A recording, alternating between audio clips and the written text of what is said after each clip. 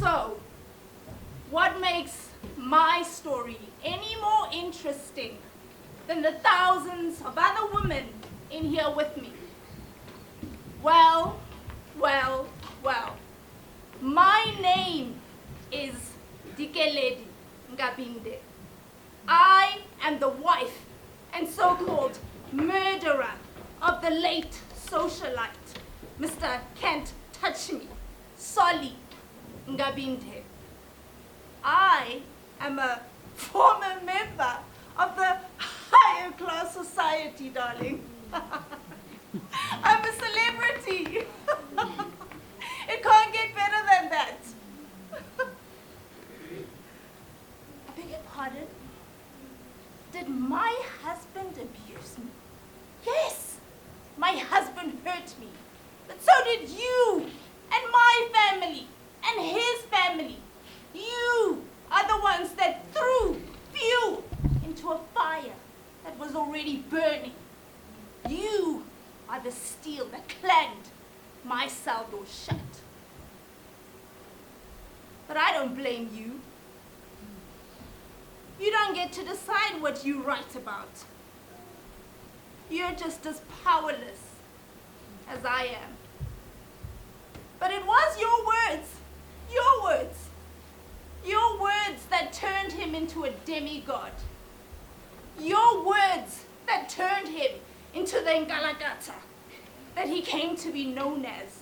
Your words that turned him into a man that could no longer even tell the difference between the body of his own daughter and other little young things. Your words.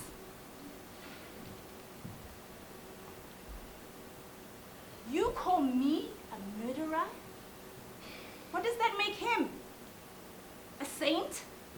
A hero? Remember the day of our wedding?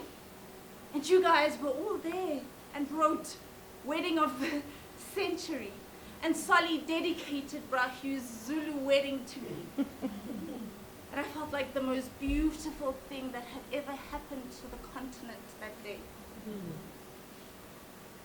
What happened?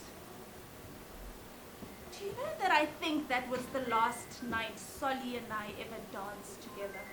And that's why I danced the way that I did at his after tears. I was dancing my sorrows away. And then you started spreading rumors. Woman who kills, wife celebrates death of husband. Could she have been the one that did it? Beauty murders.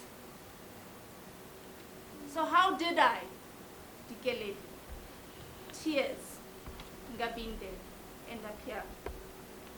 Well, a few months after Shwele was murdered, one of my dear sisters decided to tell her precious hubby about my plan, and I got arrested and ended up here, like so many of other women just like me.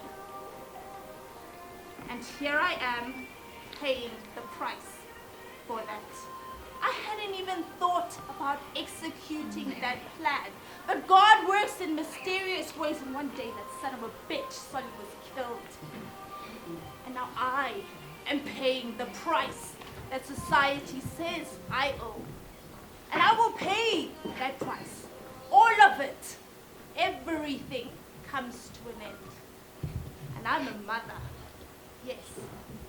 So I'm more than happy to pay a price, to have planned to try to save life, innocent life of your children, of my children, to see women free, free at last, free from the slavery of the kitchen, where I walked back and forth, dirtied and squalid by the kitchen pots.